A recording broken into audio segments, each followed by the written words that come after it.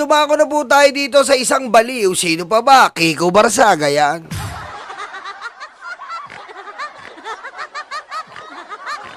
Ano sabi? I have been informed that the residents of Forbes Park have filed a case against me. You can't use imprisonment to scare an individual. Kita mo, bobo talaga. Sabi niya, to scare an individual who is ready to die for his belief. We will protest again until justice is done. O, tignan natin. Magprotesta ka uli sa Forbes. Tignan natin kung hindi ka na talaga ikulong. Anong sinasabi mong you can't use imprisonment to scare individual? Bobo ka ba? Ha? Private place yon. At hindi lang basta-basta private place yon. Yun ay mga elitistang tao. Mga taong may mga diplomat doon, mga taong, di ba, mga bigatin, tas manggugulo ka doon. Anong kinalaman nila sa'yo? Oh. Kinasuhan ka tuloy. Kasi nga, abnormal ka. Di ba? Kasi nga, yung utak mo, nagluluga na. Eto, makwento ko lang Elaborate ko po kung bakit talagang hindi kayo dapat maniwala kay Kiko Barsaga. Bakit kamo? Unang-una, tignan nyo ang pamilya. Ha? Tignan nyo po ang pamilya. Si Kiko po ay matagal na political dynasty ang pamilya nila. Si Kiko, hindi po niya naranasang kumain ng pangmahirap na pagkain. Yan po ay laking mayaman. Hindi po siya nakakaranas magutuman na katulad natin. Paano mo ire-represent ang mga taong mahihirap kung hindi ka naman naghihirap? Paano mo ire-represent ang mga taong mahihirap kung yung pamilya mo nakinabang na ng matagal sa mahihirap?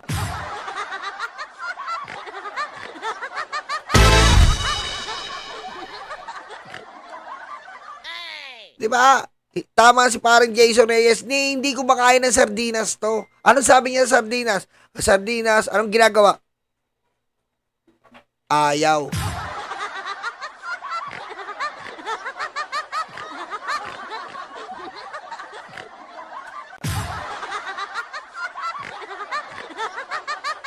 Diba? Kaya paano mo ire-representa ang pagiging mga mahirap, ordinaryong tao, kung ikaw mismo ang nang-abuso, kung ikaw mismo ang resulta ng baluktot, di ba? Baluktot na sistema.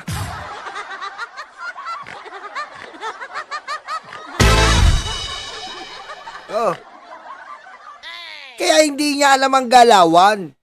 Hindi niya nga alam kung ano isisigaw niya Di ba? Hindi niya alam kung ano sisigaw niya. Hindi niya alam ang background ng mahirap. Paano niya malalaman yun? Nag-aral niya sa Lasal. Na-kick out nga lang. Dahil nga abnormal. Oh. Isa ka makakita, isa kang anak mayaman. Lahat ng yugto ng buhay mo, napakasarap. Tapos bigla kang magrarally. Ire-representa mo yung mahihirap. Ire-representa mo yung mga ninakawan, isa ka din doon.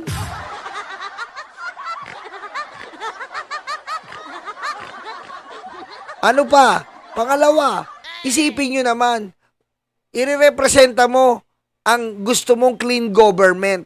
Ire-representa mo na gusto mong maayos na gobyerno, pero sa sarili mong lugar bumaba ng basura.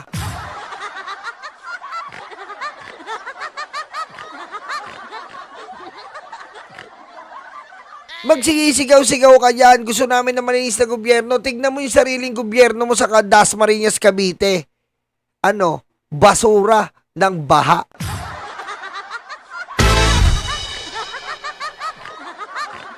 Kaya wala kang karapatan magsisigaw dyan. At meron pang press conference. Ikaw ba naman maggagalong ka press conference? Ano ka, baliw?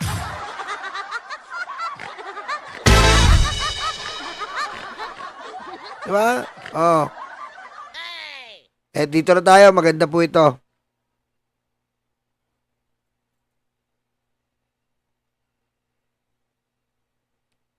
Okay. Sara Duterte, it was Saldico who was behind the anomalous laptop deals during your father's time. So are you implying that Saldico and your father were in cohorts in that scandal? Oh, yan.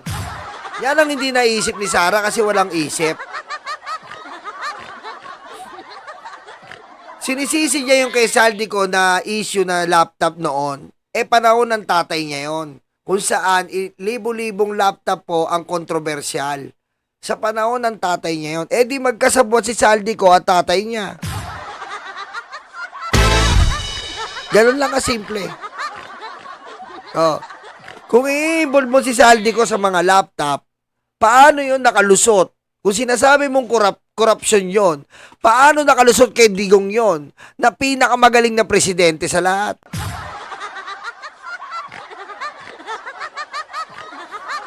Oh. 'Di ba? Bakit natin pupurihin kung may corruption pala sa panahon ni Digong? Na ikaw mismo ang nagsabi na si Saldico ang tumira ng mga laptop, panahon ni Digong 'yon. Oh. Ba't pababalikin pa natin ang mga Duterte, mga kurakot din naman?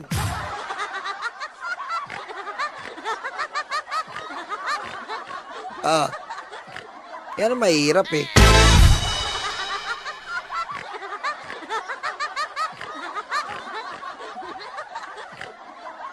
Eto na po, mukhang nilalaso na po si Henry Alcantara.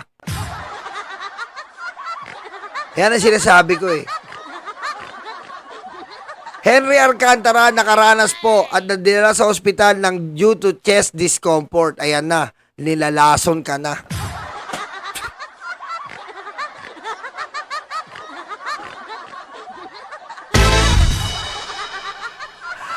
Ayan na si Henry Alcantara.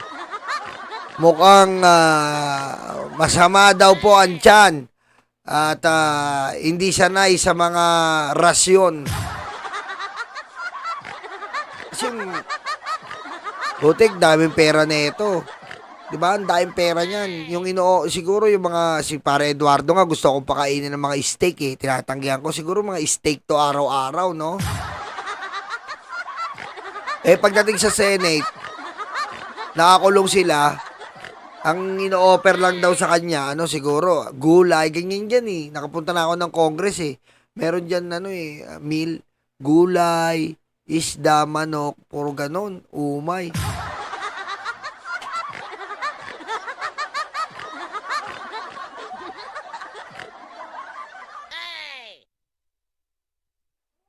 Oh, di ba? Oh. Wala na, Henry Alcantara, tumagal ka, dahil pa si Jinggoy.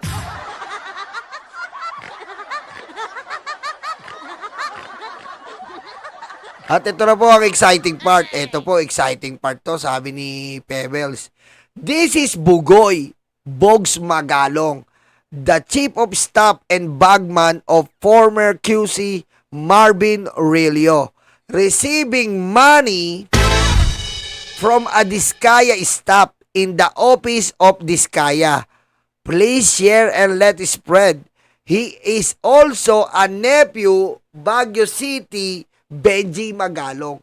Kaya pala nasa watchlist itong Bogs Magalong dahil tumanggap po ang pamangkin ni Magalong ng toneladang pera. Tonelada. Di ba? Maraming pera. Ayan po, kitang huling-huli ko ikaw, ngunit di makasigaw. Oh. At ngayon alam ko na magnanakaw ka. Oh.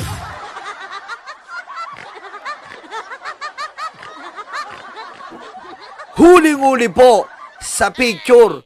Ayan po ang pamangkin ni Magalong na si Bogs Magalong na tumatanggap di umano ng pera sa mga Diskaya. Yung tinakpan po natin ng meow meow yung stop. Yan ha. Kita nyo ha. Ayan po ha. Oh. Ayan po ha. Oh. Meron pa dito. Ito pa po. Meron yan dito. May paper bag pa yan. Ah. Tess Nase. Thank you from Milan. Ayan po yung pamangkin ni Magalong. Na si Magalong po ay napakabuti. The very, very good mayor. Okay? Na nag-resign dahil naaamoy niya na ang investigasyon ng pamangkin niya. Na nag-resign dahil naamoy natin na maaaring noong September 21, abay, go na go sa kudita to. Diba? Mukhang nangangarap mag-PMP chip. Oh. Ang ngayon alam ko na magnanakaw ka. Oh, wow. Teka nga lang. Sandali lang po ha. Sandali lang ha. Tingnan natin dito ha.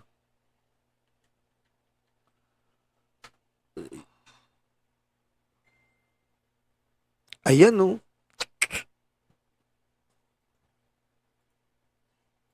Yan o, Bugs Magalong o. Meet. Ayan o, ipakita ko sa inyo ha. Para sabihin nyo. Ayan o. Meet my Tito Mayor, Benji Magalong.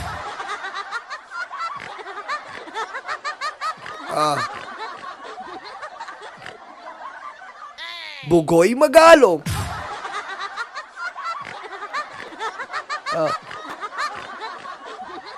Ayan po ha. Ayan na. Magkasama pa sila. Meet my Tito Mayor. Yan siya oh. Lala. Dahil pera oh. Benji Magalong. Di ba nalaman yan? Ito pa paper bag oh. Grabe oh. Grabe oh. Mga 10 million siguro to. Ito 500 oh. Grabe oh. Kahit isa lang yan oh.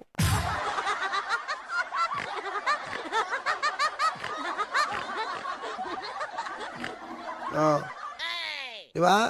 Ayan oh. Ayan na. Hindi po tayo nagpe-fake news dito. Ayan na. Siya mismo nagsabi. Ano sabi niya? Meet my Tito Mayor, Benji Magalong.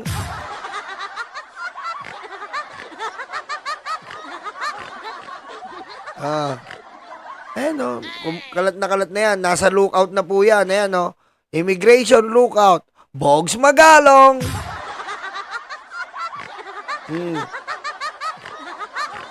Ayan o. Number 14 po. Ayan o. Immigration lookout. Bogs Magalong kasi nga connected kay Disgaya. At si Magalong connected kay Benji.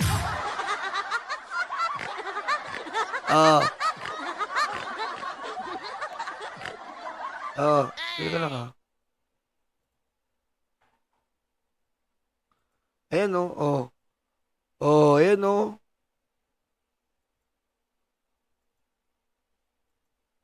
Ang dami o. Dami talagang ano ng Disgaya. Ay, ma'am, thank you, Evelina Cole. Thank you po. Ayan, kalat na kalat po yan. Benji Magalong.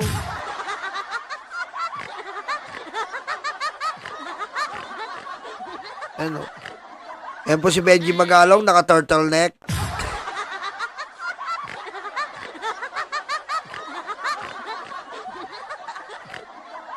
Hindi, para tong naglalaro kami, sino naglalaro ng Clash of Clans? Yung Goblin. Patayin mo si BBM. No joke.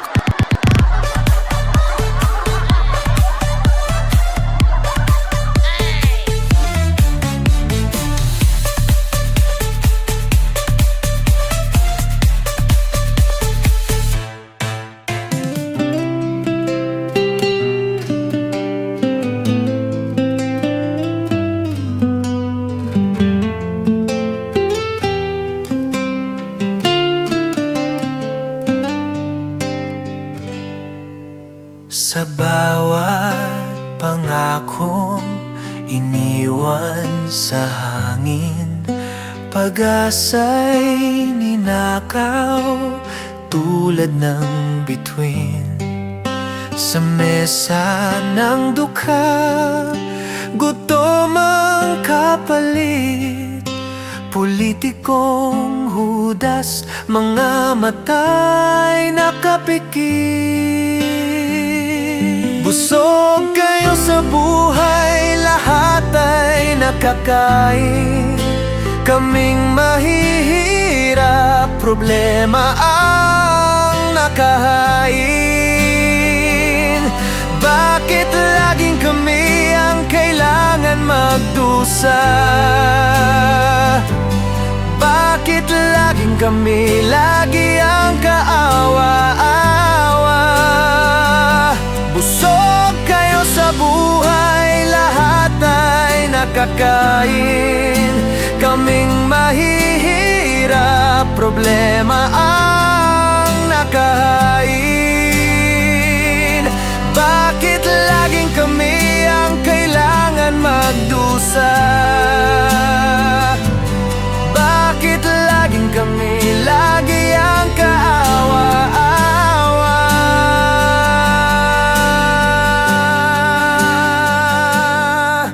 Kalsada'y butas, ospital ay kulang, eskwela'y sira, bata naging mangmang. Dugot pawis binuhos upang kami kumita, habang sila'y nalulunod sa ginto't pera.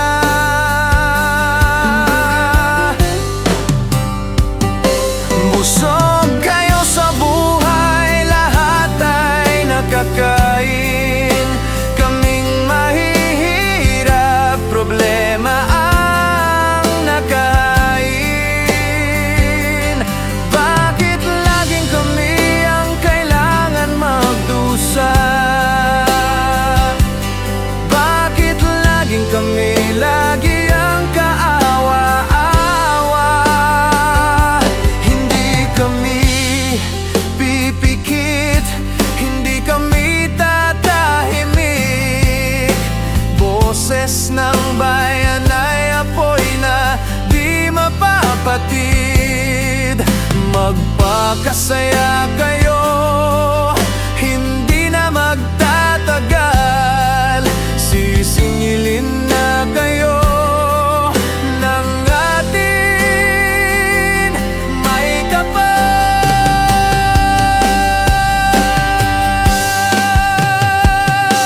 Busog kayo sa buhay, lahat ay nakakain. Kaming mahihirap, problema ang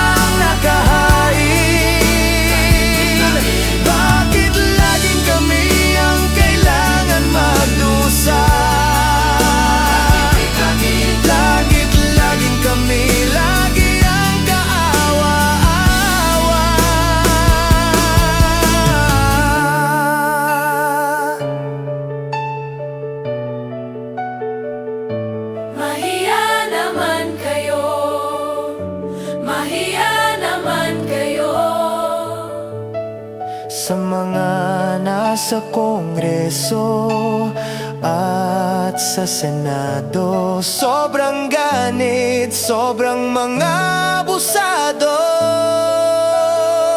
Mahiya kayo.